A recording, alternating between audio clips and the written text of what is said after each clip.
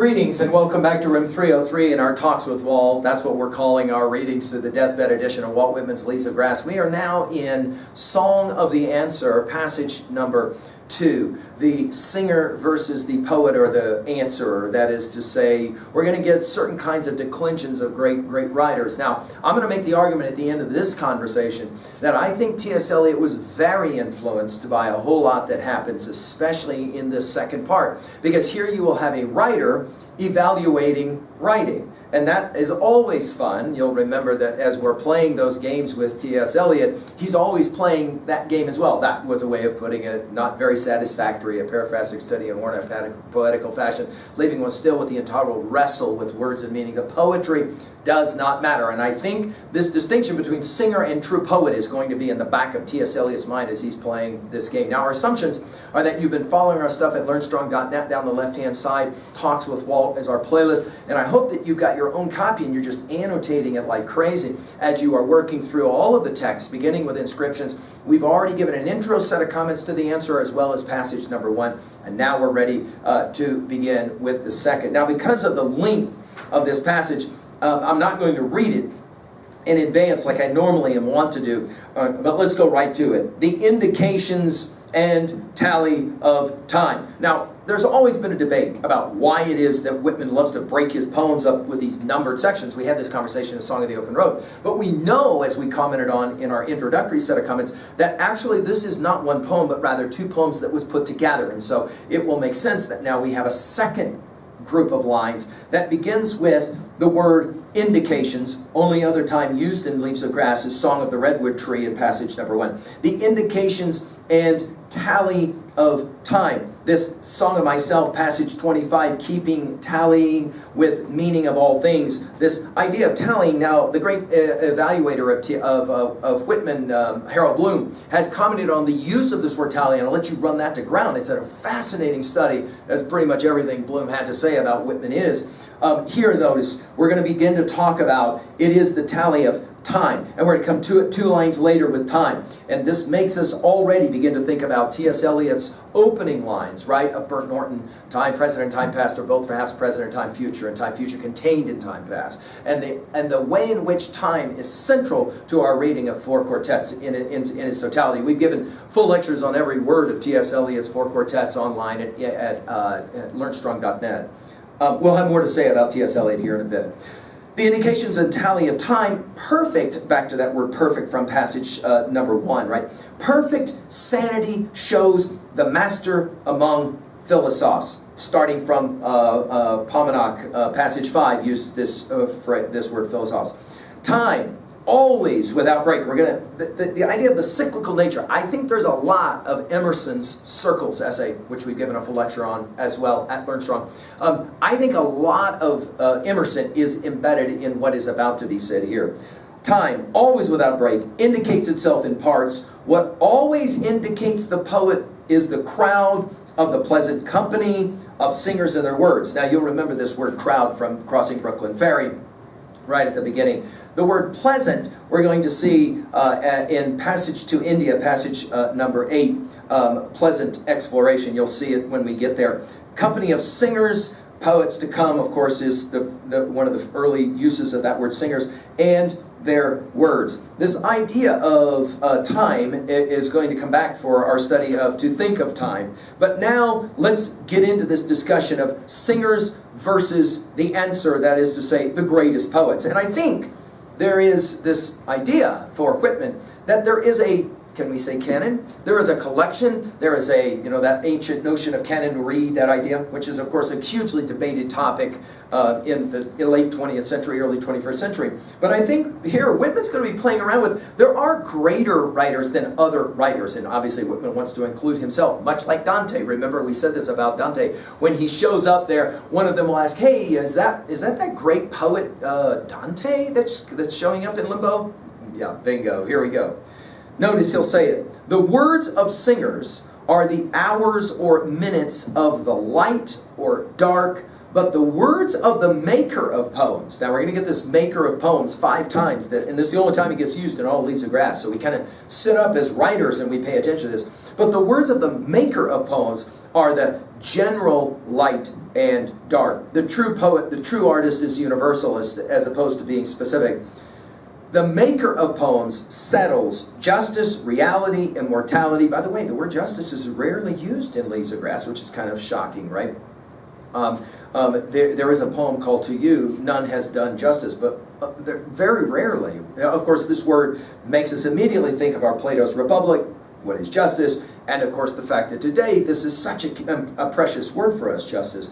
The maker of poems settles, it's an interesting verb, settles justice, reality, immortality. Again, we move when we're talking about Plato's theory of the forms between those two boxes of the physical and the metaphysical. His insight, remember we talked about this in terms of Plato's Republic, especially the cave allegory, of perspicacity. That is to say, outside, I can see you sitting there. Inside, what, I roll my eyes at the back of my head and I can see what, no. Insight, what is that? Wisdom, right? Perspicacity, insight, wisdom. That's our word here. By the way, are you ready for this? The word insight gets used one time in Leaves of Grass, and it's right here, right now. Isn't that weird? Isn't that wild? By the way, weird's going to get used as well a little bit later. His insight and power encircle things. Now, you're going to see this use of the word circling and rings later, all the way through this poem. And the human race, only time in all Leaves of Grass that the phrase human race gets used, it's right here. And it's 2 times. And the human race, he is the glory and extract thus far of things of the human race. The word extract is central to understanding what Whitman's view of the poet is, borrowing, of course, from his understanding of Greek and Roman thought. This idea, they're the gods, there are humans. What's the difference between the two? Well, obviously the word immortality is there, right, used by Whitman. Who stands between them? To be able to translate the inspired one, inspired, to put into, right? It is the poet, it is the artist, and here we're playing a very similar kind of game. Go back to our comments on Shelley's defense of poetry, playing a very similar kind of game. The singers do not beget. Now, you're going to get this distinction between, we might say, lesser poets and then the great poets. The singers, lesser poets, do not beget. Only the poet, by the way, did you see his capitalized, begets. The singers are welcomed, understood, appear often enough, but rare has the day been, likewise the spot, of the birth of the maker of poems. And now we got it again, answerer. And then in parenthetics, not every century, nor every 5 centuries has contained such a day for all its names. Well, what is Whitman suggesting? I think it's pretty clear. Whitman is suggesting there are lesser poets and greater poets, and I want to be one of the greater poets. And what is it that a greater poet does? Transcends what the singers do in their specific kinds of things. Remember, go back to our comments on Dante. I mean, we said it about Milton, we've said it about Shakespeare, we say it about the great writers, say it about Emily Dickinson. What do we say? Well, they are remarkably specific, but they're also remarkably at the same time universal. And obviously we're going to say that about Whitman for obvious reasons. The singers of successive hours of centuries may have ostensible names, but the name of each of them is one of the singers. The name of each is, and then he's going to give us 8 of these. It's kind of almost like humorous.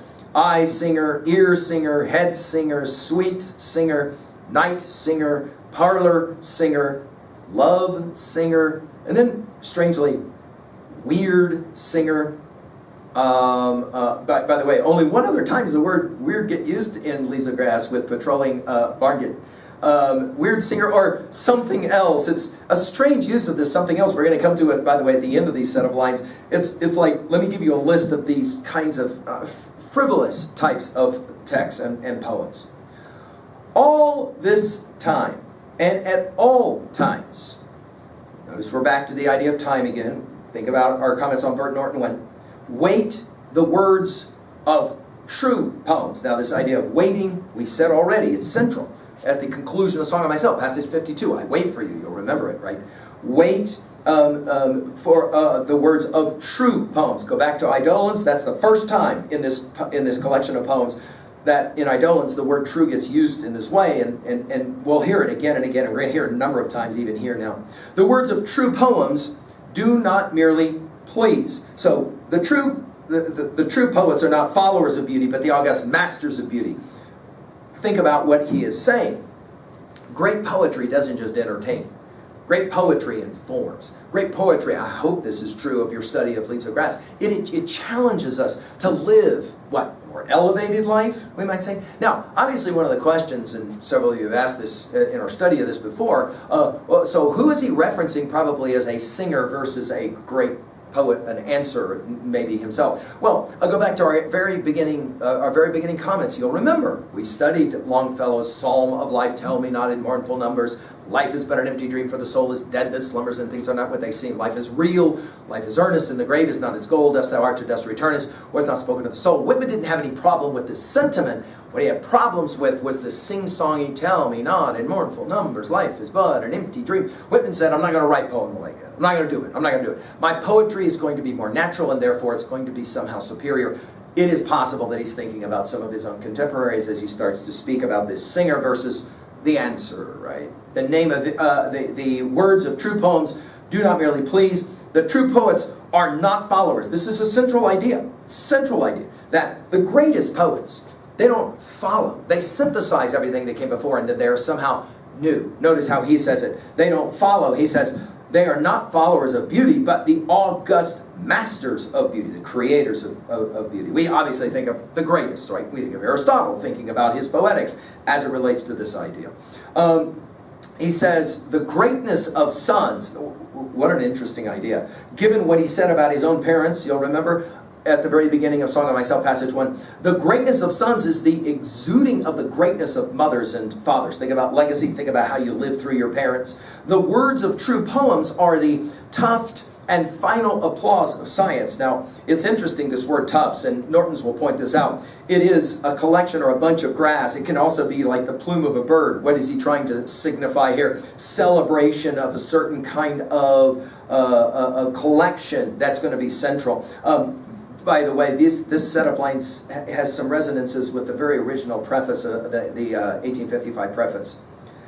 Divine, central word in Leaves of Grass, divine instinct, breath of vision, the law of reason, health, rudeness, that means simpleness, of body, withdrawnness, only used in all Leaves of Grass. Although there have been echoes of this idea. I don't want to show you everything of myself. Gaiety, only use. Suntan, yay, we got to come back to sunshine again.